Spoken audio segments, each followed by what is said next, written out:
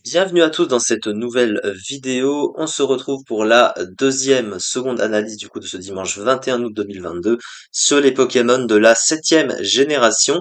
Et dans cette vidéo, nous allons nous concentrer du coup sur Sarmouraï, qui est l'évolution de Sofkipou, hein, ce petit Pokémon fuyard, comme son nom l'indique d'ailleurs en plus.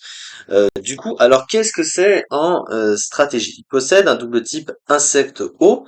Insecte-eau, un type qu'on connaît également avec Aragdo, hein, même si c'est un Pokémon préévolué. Il y a également Tarambule, hein, de la même génération, qui possède ce double type. D'ailleurs, je l'avais cité, j'avais cité Samouraï quand je parlais de Tarambule, donc voilà. Alors, Insecte-eau, c'est un type qui est assez intéressant, hein, autant défensivement et offensivement. Déjà défensivement, ben il a plutôt de bonnes résistances. Il en a 5, hein, au type combat, sol, glace, acier et eau, avec notamment des types qui sont forts, hein, qu'on a en résistance, notamment les types combat et sol, qui sont les résistances apportées du type insecte, hein, qui sont deux des trois types super efficaces sur le type acier. Donc c'est des moves de coverage, enfin des types de coverage que tu vas croiser très fréquemment chez les Pokémon offensifs. Donc voilà. À côté, il a que trois faiblesses qui sont un peu dérangeantes malgré tout, au type électrique, hein, évidemment un type offensif assez présent, et c'est aussi une faiblesse à changer clair. À côté, la faiblesse vol, évidemment, c'est un type très gênant, et le type roche, qui veut donc dire évidemment au fameux piège de roc. Alors actuellement, on a l'accès aux grosses bottes, hein, qui immunisent le Pokémon au Entry Hazard, mais c'est un peu obligé de le jouer parce que sinon, il prend 25% de sa vie sur les pièges de roc.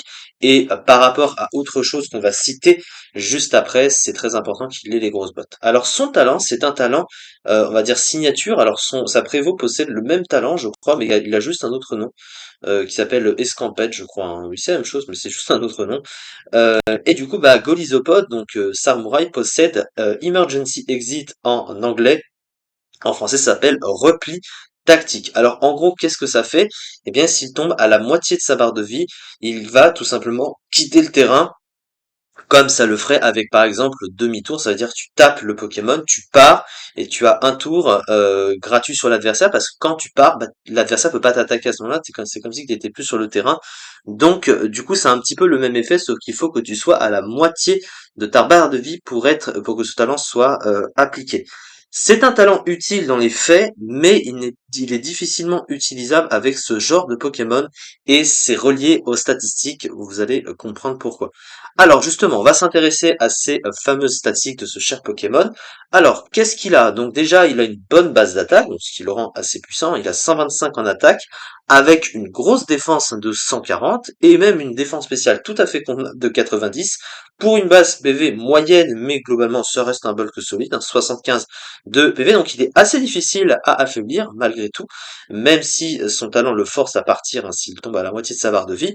Il a 60 en attaque spéciale, ça évidemment c'est inutilisable, mais c'est bon, c'est pas très grave, hein.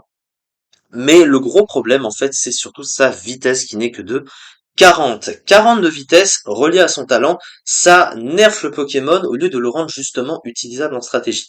Pourquoi est-ce que c'est mauvais 40 de vitesse avec un talent comme repli tactique? Eh bien en fait, prenons l'exemple assez simple de demi-tour. En fait, demi-tour, vous l'utilisez en combat pour profiter d'un switch sur l'adversaire. Donc vous savez que vous allez utiliser demi-tour quand vous le voulez, hein, globalement, alors que repli tactique ne te laisse pas le choix, hein. C'est utilisé quand vraiment tu as 50% de ta barre de vie. Et le problème, c'est que quand tu veux switcher gratuitement comme ça en étant affaibli, bah tu devrais choisir le moment où tu veux switcher. Sauf que quand tu es très lent comme ça, bah, l'adversaire peut facilement taper avant toi.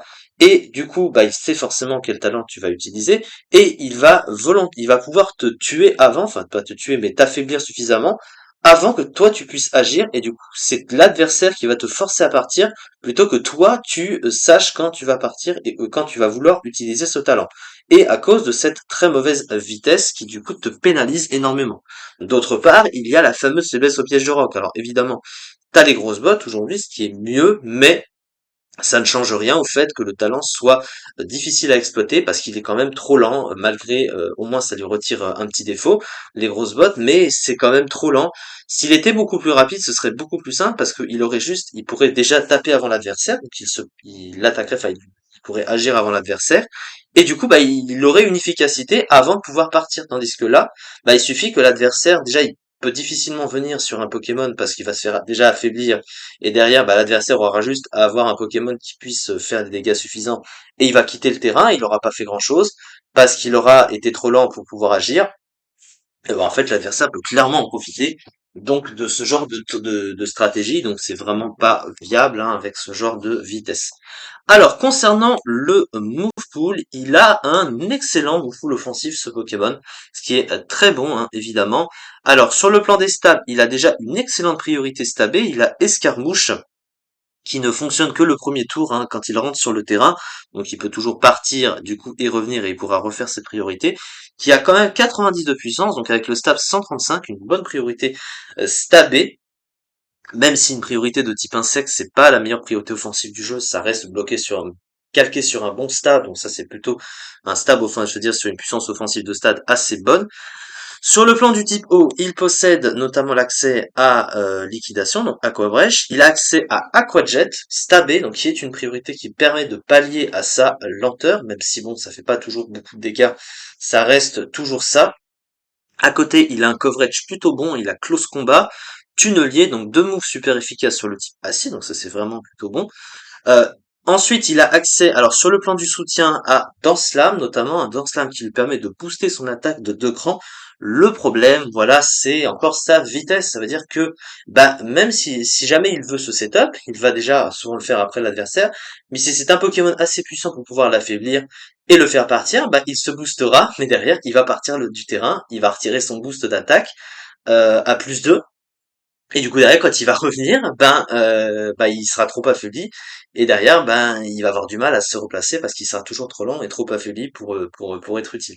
Donc c'est compliqué quand même hein, de pouvoir se placer avec ce Pokémon et avec ce talent, l'adversaire en profite contre toi finalement. À côté il a aussi accès au Pico, alors ça c'est plutôt intéressant. Donc il a des Triazade, il a aussi Provoque. Voilà, il a pas énormément de trucs mais plutôt pas mal. Il a pas de bon move de soin, bon. D'ailleurs, c'est pas trop grave, hein, c'est pas vraiment trop son rôle, mais voilà. Il a sabotage aussi, hein, qui est assez utile pour un Pokémon offensif comme lui. Ouais, qui est très bon stratégiquement. On connaît évidemment l'utilité de sabotage, hein, et qui est d'ailleurs utilisé dans son set. Mais du coup, voilà, son talent gâche un petit peu tout, alors qu'il aurait pu, si ses stats étaient meilleures, donc du coup sa vitesse, plus facile à utiliser. Alors une très bonne attaque et un bulk particulièrement bon sur le plan physique, un double type octroyant à Samurai des résistances très utiles, un move pool intéressant comprenant des attaques de support comme les picots, mais également de très bonnes options offensives comme Escarmouche, une très mauvaise vitesse, un talent assez complexe à maîtriser, faible au piège de rock, ce qui est particulièrement gênant en raison de son talent. Alors, au niveau des usages, il se classe en rare use ce Pokémon, c'est évidemment pas le meilleur tiers, mais quand même, il est pas très bas non plus dans son tiers, puisqu'il est 22e du Rare Use, avec 9,69% des usages, ce qui est relativement correct en vrai, hein, il est pas non plus très bas dans le tiers, mais bah, sans problème, hein, sans talent, alors que ça aurait pu être un avantage pour lui, c'est en réalité un de ses principaux handicaps, donc du coup, voilà. C'est ça en tout cas pour cette vidéo, on se retrouve pour la dernière analyse, il reste encore une analyse à faire pour aujourd'hui, sur les Pokémon de la 7e génération. Merci beaucoup de m'avoir suivi et à très vite pour la suite.